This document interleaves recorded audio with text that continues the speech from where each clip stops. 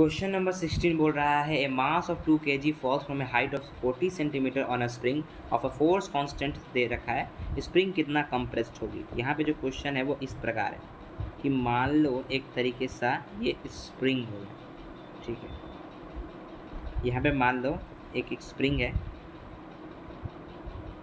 इस तरीके से, और यहाँ से ऊंचाई से एक डब्बा है, बॉक्स है, जो इस स्प्रिंग पे गिर रहा है, ठीक है। यहाँ पे ये एच हाइट हम लोग मान लेते हैं, ये एच हाइट है, और हाइट जो दे रखा है वो 40 सेंटीमीटर यानी कि 0.4 मीटर हो गया, और जो मास हो गया वो हो गया तुम्हारे लिए 2 kg मास दे रखा है। स्प्रिंग का स्प्रिंग कांस्टेंट दे रखा है 1960, ठीक है।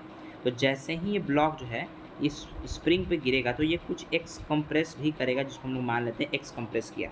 तो वही ये बताना है कि जब गिरेगा तो कितना स्प्रिंग का कंप्रेशन हो। तो इस तरह के क्वेश्चन को हम लोग सॉल्व कैसे करेंगे, तो इस तरह के क्वेश्चन को हम लोग सॉल्व करेंगे बाय वर्क एनर्जी थ्योरम, ठीक है। तो वर्क एनर्जी थ्योरम बोलता है कि work done by gravity plus work done by conservative plus work done by non conservative is equals to change in kinetic energy, ठीक है।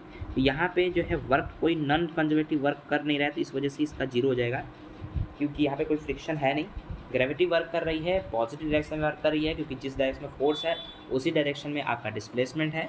तो इसी वजह से एम जी यहाँ पे हो गया इसका फोर्स, और डिस्प्लेसमेंट कितना हुआ भाई ब्लॉक का एच प्लस एक्स। तो एच तो गिरा ही है, साथ में एक्स भी गिरा है स्प्रिंग के साथ, क्योंकि स्प्रिंग को कंप्रेस किया किसने, ब्लॉक ने, तो ब्लॉक भी तो एक्स गया है, इस वजह से M G H plus X. और स्प्रिंग का जो मतलब फोर्स है वो अपवर्ड डायरेक्शन में है, बट डिस्प्लेसमेंट जो है ऊपर हुआ है, इस वजह से माइनस आ जाएगा हाफ के एक्स स्क्वायर स्प्रिंग का फोर्स, सॉरी स्प्रिंग का वर्क डन, और बराबर ब्लॉक का इनिशियल काइनेटिक एनर्जी जहाँ से रिलीज किया गया था वो भी जीरो था, और बाद में जब स्प्रिंग रुक गया फाइनल काइनेटिक एनर्जी भी क्या हो गया, जीरो हो गया। तो इधर जीरो ही लिख दो।